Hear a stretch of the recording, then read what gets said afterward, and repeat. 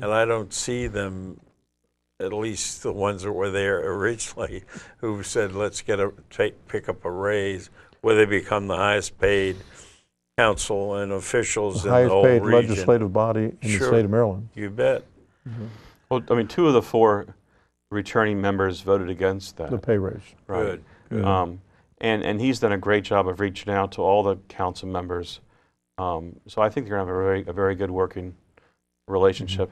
And also, under the county charter, the county executive has very strong budget powers.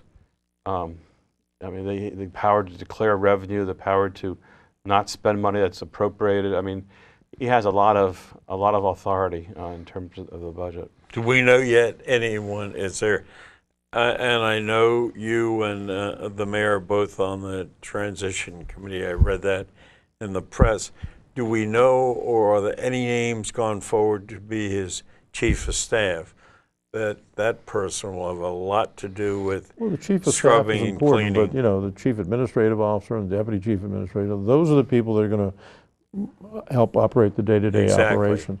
The challenge right now is they're going through every key position right now and looking at who's there and how many will be replaced and replaced by whom. And I'm optimistic that there seems to be a pretty objective standard for putting people in some of these critical positions, because my sense is Rushern not only recognizes that he won a tough race, but he's recognized that he's got a serious responsibility, and he's impressed me that he's up to that and he appreciates that, and I think he's going to be very thoughtful in putting people that he can trust and people that are competent to get the job done. So. The good news is there's a wealth of talent in this county, and many of them are stepping forward, volunteering to help out and to be considered. I mean, we're right next to Washington, D.C., the most powerful city in the world, and a lot of people there with very important jobs live in Prince George's County and want to contribute to their county. And I'm just getting a lot of responses from very, very qualified and competent people. So it's very exciting. Oh, well, that's great. Any view on this thing, Lynn? What do you think? I think Rushern's smart enough to do this right. He's got legislative experience in Annapolis. He knows people from there. He's got great contacts throughout the county, throughout the state. I think it's truly a difficult challenge, but he's been around long enough, and I do I think he'll do it right. When he was chairman of our council in Annapolis, and he did a great job there. And the tough thing he did on the school board, he was eventually proven to be right, but it was a tough go, and he hung in there and did a good job. So I think he has, like you say, the capability. I just hope that the present problems that have surfaced with Jack Johnson and his family, the present circumstances can be cleaned up quickly, and can put it behind us, and maybe then start. It's not Prince George's County pay to play. It's Prince George's County with who happens to welcome business, and they want to do business with the right people. Right. Well, the good thing, if there's anything good about this situation, is that there's only 3 weeks left in the Jack Johnson term. So in 3 weeks, he will be out of office, Rushern will be in. New things will start happening. It'll take months, years, whatever, until Jack reaches a trial stage. And I know we'll hear about it, but I don't think it will be we won't be saturated with it the way we are now, because he will be the former county executive, not the present county executive. That's a good point. Yeah, I think that's right. I think Mr. Baker's got an incredible array of opportunities, and I think he walks into a situation that is very difficult, but he's going to have a very supportive community. And as Len said, he's got a wealth of talent to draw from. So all of the potential is there for him to be very successful and to move the county in the direction that he wants to take it.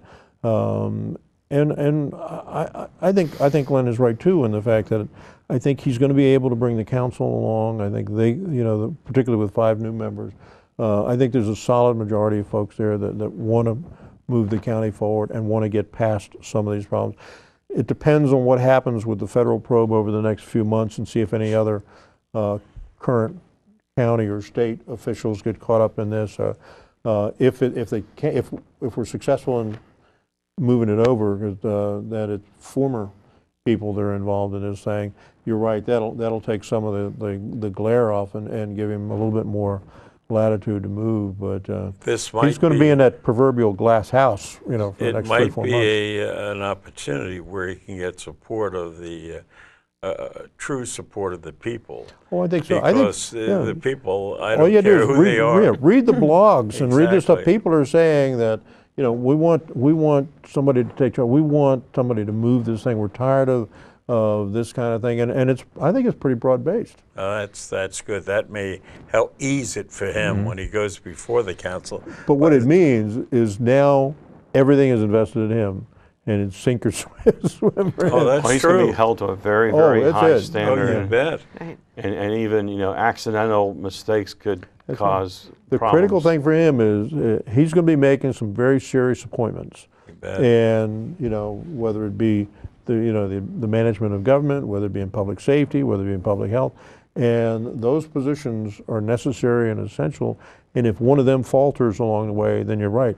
The standard that people are going to expect him to live up to, the challenge. So it's just more pressure to put on him. But I still think, given the potential and the opportunities for success and the opportunity for support that he's going to enjoy for the next 6, 10, 12 months, I think it may be that thing, the right person at the right time with the right job.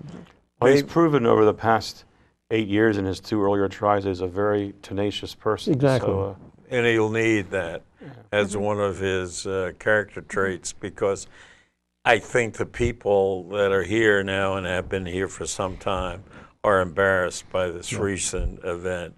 And you really, the attitude needs to be changed and changed quickly. But I agree with you on the fact that you mentioned earlier that there's an opportunity here if he can step in, and you need some luck to come in and be able to do everything right to beginning with. But if he comes in with a legislative program that starts with something that he knows is going to happen and he can be successful at it, that'll be good for him. And I think if he is in fact determined as an individual to get things done, then I think that's great news for the people in the county. One of his strengths when he was delegation chair was dealing with the multitude of personalities and styles in that House delegation. And some of them had multiple personalities. I didn't say that. I did.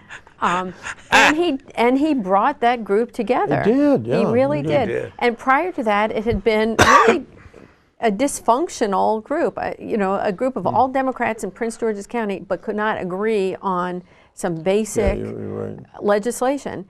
But he was very effective because he brought them together, worked together, formed a cohesive unit. And if he brings those skills, which I truly believe he will, to this challenge, which is much larger than being chairman of the delegation, granted, but I think he's got the opportunity. I think the people, the general public, is hungry for somebody to come in and get some of this work done that as I recall, we haven't had done. I think that as head of the delegation, his vote that would come out was the first time that the county had representation down there where the vote was unanimous.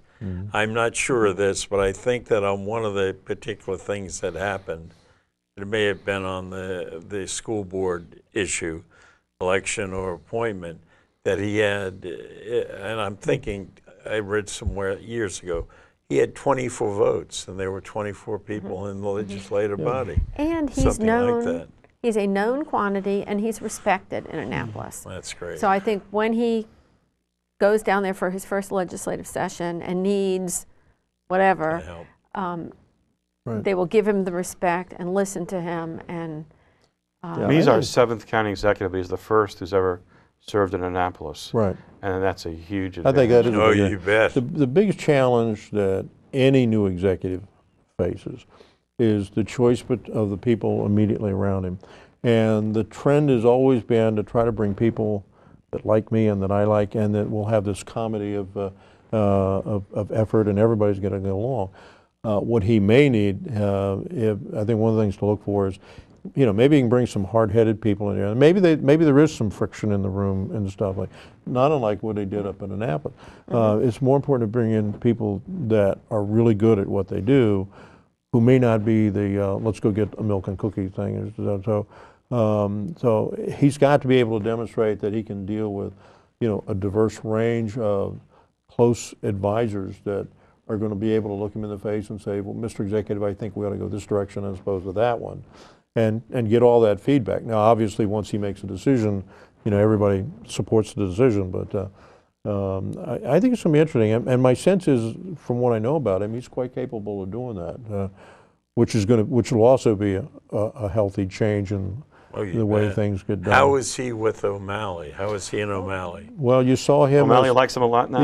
Yeah, you bet. Well, I mean, here he was selected to come up there and introduce Obama and O'Malley at the big rally up at Bowie State, which is not an insignificant event. The fact that I didn't get a shout out bothers me a little bit, but I'll get by that. But it was nice to see him. I was concerned, and I didn't go there because I knew somehow that you were not going to give the key to the city to the President of the United States, because you were on a campus I was down inside your in a city. cattle pit. So I was upset about that myself.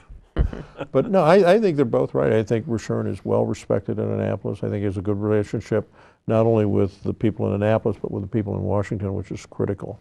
The next 4 years are going to be a challenge for everybody.